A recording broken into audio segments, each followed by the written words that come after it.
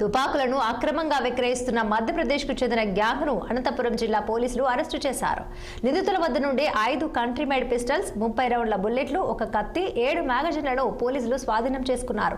ఈ సందర్భంగా జిల్లా ఎస్పీ జగదీష్ మాట్లాడుతూ మధ్యప్రదేశ్కు చెందిన రోహిత్ పరివార్, శివం సింగ్ పరివార్తో పాటు అనంతపురానికి చెందిన మల్లి రాజశేఖర్ రెడ్డిని అరెస్టు చేసినట్లు ఎస్పీ తెలిపారు.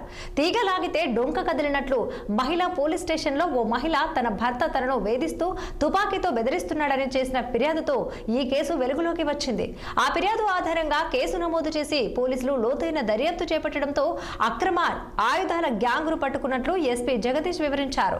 భర్త వేధింపులపై బాధితురాలి ఫిర్యాదును సీరియస్ గా తీసుకుని చర్యలు చేపట్టినట్లు పోలీసులు తెలిపారు.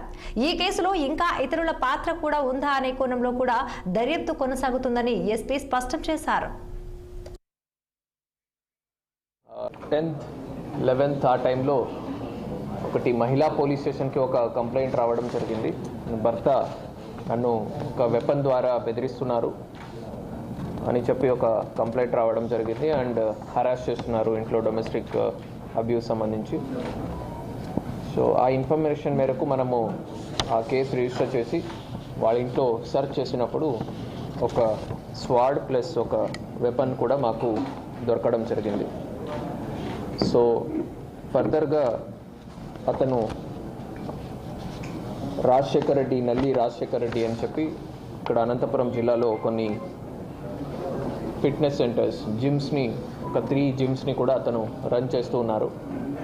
సో అతన్ని తీసుకొచ్చి మేము సోర్స్ ఆఫ్ వెపన్ ఎక్కడి నుంచి వచ్చింది అండ్ బ్యాక్వర్డ్ లింకేజ్ గురించి మనము వెరిఫై చేయడం జరిగింది.